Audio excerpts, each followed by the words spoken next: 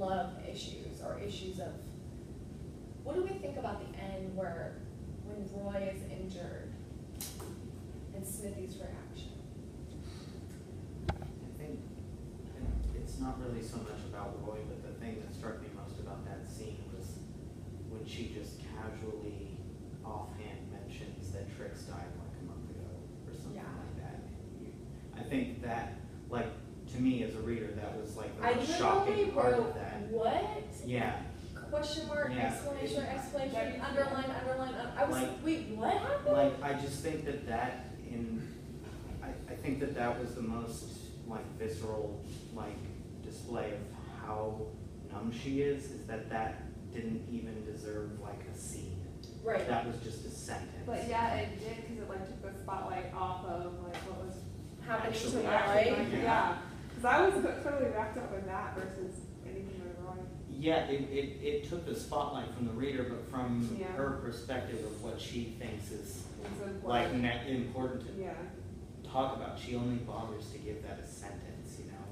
I thought I that was agree with you. crazy. I think the numbness, the writer does such a good job in the last, I think that's the last chapter, right? Yeah. Just kind of showing how emotionless and numb she has become. Yeah. I think there's a really good line where she says, like, I don't love my mother. I don't have enough emotions to love Roy or to hate my mother, kind of thing.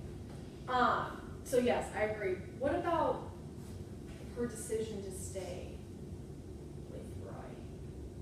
She says, like, silly boy, of course I'll be back. Like, and she doesn't, what do you guys think about that? Does anyone remember, okay, so I'm thinking about this, I'm thinking also about the fact that in the beginning of the book, she very blatantly, or maybe it's the middle, I can't remember, but earlier in the book, she very blatantly says, she's talking about one of the other girls who's gonna go home to a guy who lost their leg, I think.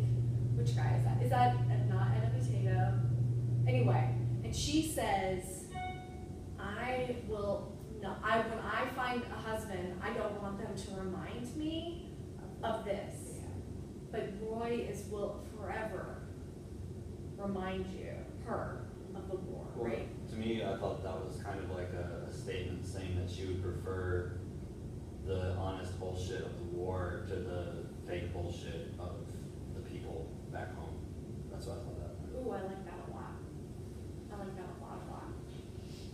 That she's, and also I think too, it's just as, by the fact that she's lived through this, there's no way she will ever be able to Go back to that. Yeah. before, right? And so what's And I think that's why she stayed with them, because she realizes that it'll never be what it once was. yes. But like she had something real with him. Yeah. For But even if there's so much fake with everyone else that like that was what she held on Need to, to hold even on. outside of like all the emotionlessness. Like that was the one thing that kind of like you could tell that she has emotions. They're just like very mature, They are very concrete, mature. I guess. I don't know. And he Absolutely. shared her views about the war too, Say Roy. it again, I'm He sorry. shared her views about the war too. Like he lost his leg, he doesn't think it's like patriotic like his mother did. He was like he's glad that she got her little medal or whatever, but it's Yeah. really his. But Both he their says it like mothers. it's hers. Yeah. And he also says, you can go on without me, which is quite lovely, right? Roy's a good one. He really is. All right. Okay, I love those. Okay, so now I want to talk about nationalism. Okay.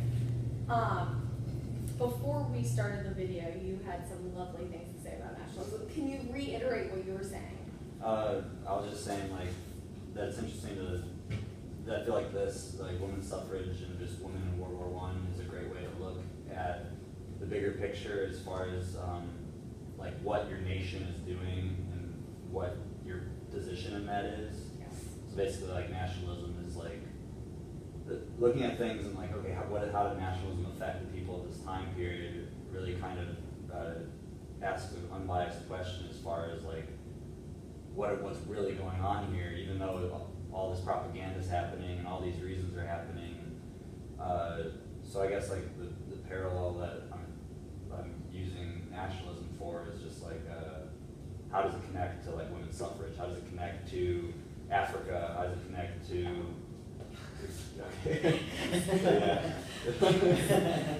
So good. Keep going. yeah, I mean, I guess it's not really a question, it's more of just like an understanding all of the different ways that nationalism has affected us, good and bad, I mean, mostly bad in these cases. Yeah. I mean, Sorry. you're gonna, but I mean, that's the thing about nationalism is like it's got its equally, nationalism has its thing, and there's an equal amount of other things going on underground in different areas, civil rights, suffragettes and stuff like that. Trying to compete with that kind of concept, right? Yeah, so it's just, that's what history is, I guess, is just trying to, there's so much happening at once that you have to kind of like figure it out, but it's good not to look through it through one lens. lens. Absolutely. Okay, so part of the reason I love that you said that so much is one of my questions to you guys this week was, I'm gonna not remember it word for word, but how does kind of this nationalism and citizenship being written about in the book, right? When I was writing that question, I was hoping that maybe you'd catch it, but it's a little confusing. We think about these women, right? Because it wasn't blatant. This was kind of, you need to read between the lines a little bit.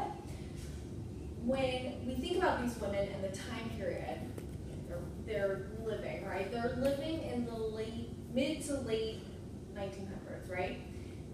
And they are participating not with all of their efforts into this nationalist movement, right? The idea that they are most definitely participating in this war. They're on the front lines. They may not be fighting, but the scenes in which Smithy is explaining the screaming people in the back, I mean, she's experiencing this war like a soldier would, essentially, right? In the same kind of traumatic way, maybe even worse, because she's always dealing with people who are hurt, dead, or wounded, right? Whatever. So they're participating in this doing your bit aspect and being a part of this nationalist idea of being in a war and fighting a war as a nation, right? They are not full citizens. Can anyone guess why? I know that you know because I told you earlier this weekend. But can anyone guess why I say these women are not full citizens? Is it? They're British? Well, yes, they're British. That's true. But they're part of the British country.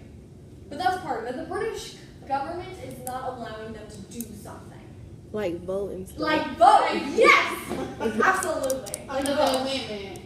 Because they're women, right? So next week, or this upcoming week, you're going to hear and learn about the women's suffrage movement. We're going to do, in the notes, you're going to learn about British. You're going to read from a document from a British woman, Emmeline Pankhurst, who's like the head suffragette of all the suffragettes. And you're going to also learn about American suffragists, not suffragettes, suffragists. Anyway, okay. Those women are fighting during World War I and prior for almost 100 years. Let's just say like 70-ish years, right? For the right to vote. These women do not have the right to vote, but they are putting their full efforts behind this war to win the war for the British, right? But they're not treated as full citizens, right? So how could that possibly affect their desire to actually participate?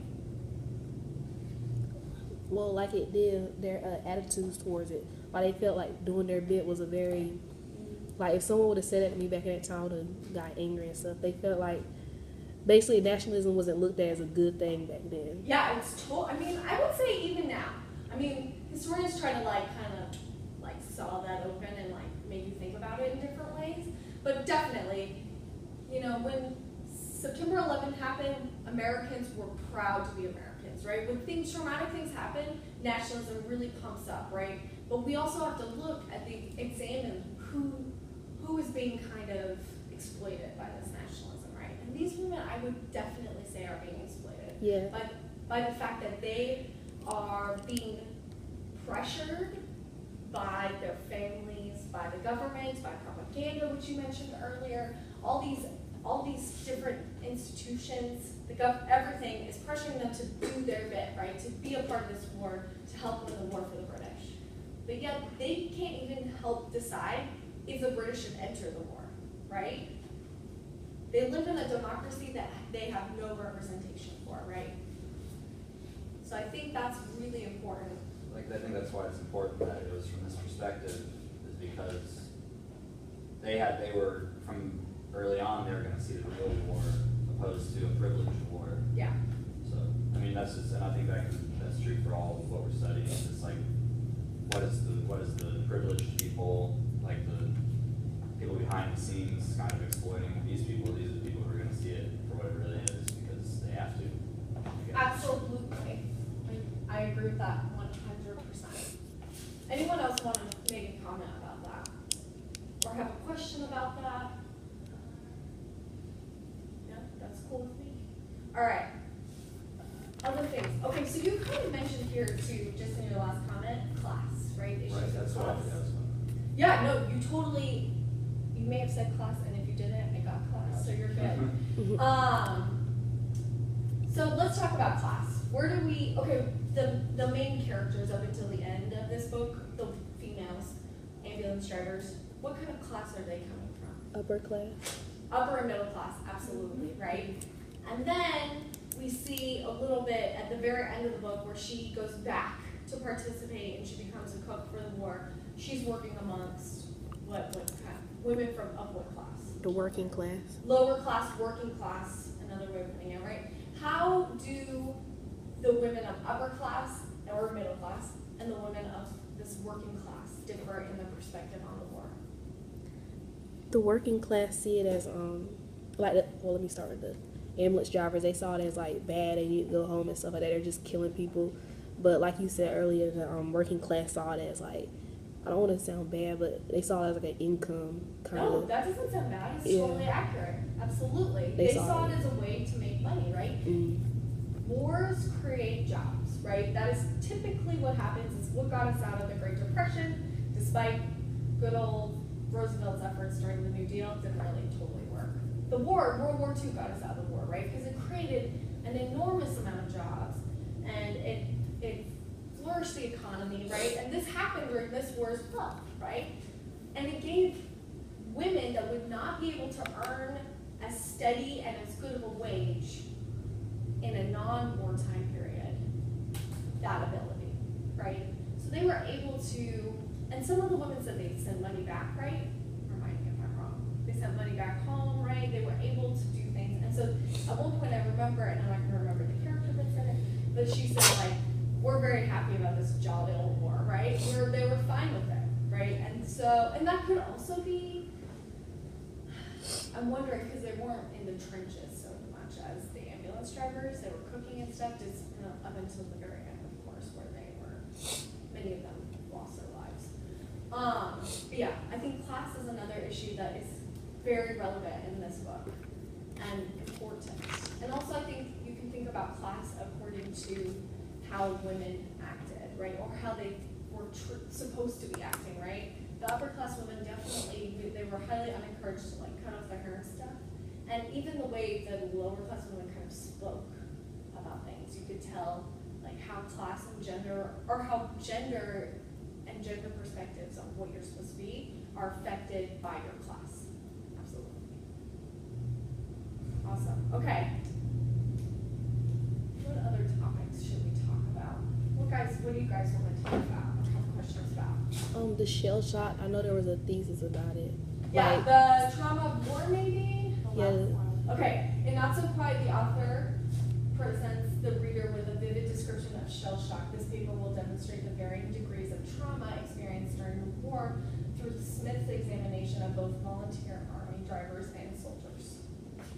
so what it like shell shock? What exactly does it mean? Does it just So it's the experience that they have if, and you can be injured and have shell shock or you cannot. Because remember they said 3 of the women at the end were shell shocked. The ones that were not injured, they had shell shock. She was the only one that experienced nothing, went away completely unharmed. It's an experience of being kind of like unable to deal with the reality of the moment because of how traumatic it is, right? And they talk about hysteria being attached to it, and people do kind of crazy things because exactly. And they talked about Bug kind of experiencing it. So in this thesis, you can kind of go through different ways that the war is affecting